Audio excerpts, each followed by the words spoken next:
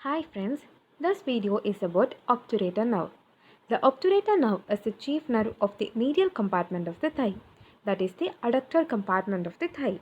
It is a branch of the lumbar plexus and it is formed by the ventral divisions of the anterior primary rami of L2, L3 and L4. Hope you remember the femoral nerve here, which is formed by the dorsal divisions of the anterior primary rami of L2, L3 and L4. So here we can see the ventral division of L2, the ventral division of L3 and of L4 that together makes the obturator nerve. Coming to its course and relations in the thigh. So the proximal part of the nerve lies in the pelvis. It enters the thigh by passing through the obturator canal.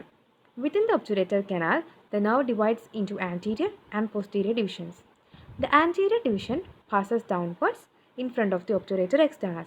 Here it is separated from the posterior division by a few fibers of this muscle. Then it descends behind the pectineus and the adductor longus in front of the adductor brevis. It supplies pectineus, adductor longus, gracilis and the adductor brevis if it is not supplied by the posterior division. It also gives a branch to the hip joint. At the lower border of the adductor longus, it also gives a branch to the subsartorial plexus. So the subsartorial plexus is a plexus of nerves which is present over the fibrous roof of the adductor canal under cover of the sartorius.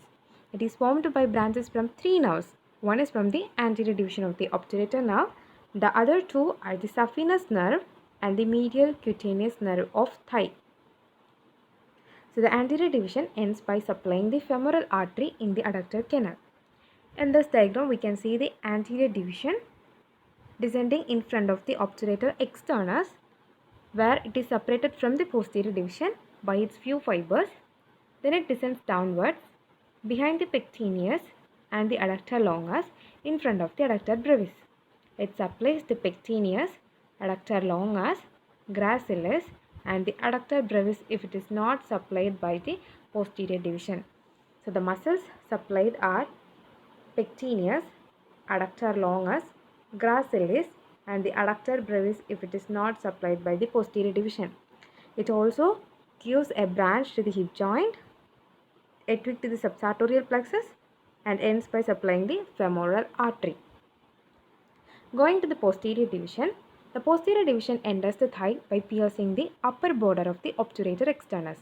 It descends behind the adductor brevis in front of the adductor magnus.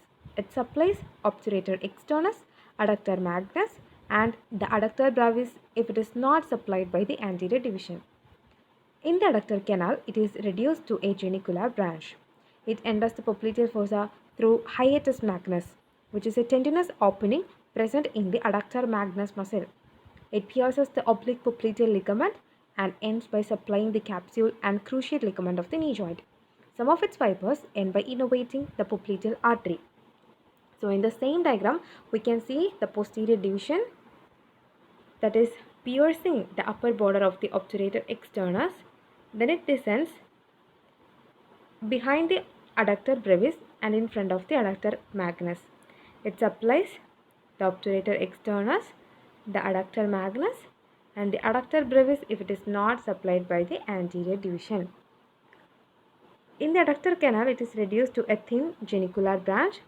It enters the popliteal fossa through the hiatus magnus. It pierces the oblique popliteal ligament.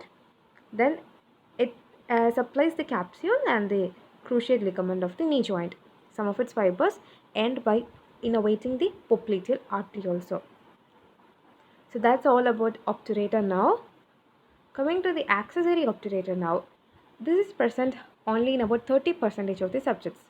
It is a branch of the lumbar plexus formed by the ventral divisions of the ventral primary rami of spinal nerves L3 and L4.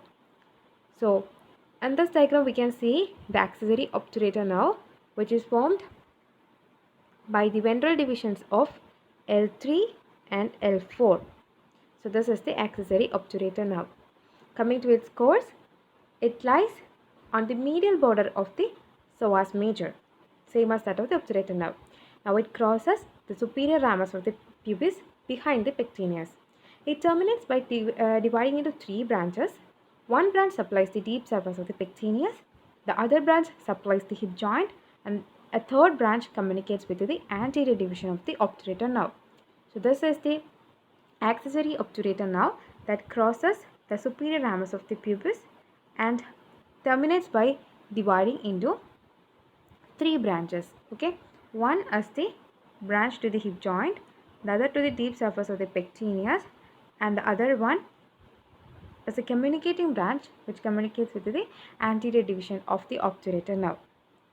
So that's all about obturator nerve and the accessory obturator nerve. Hope you understood, and thanks for watching.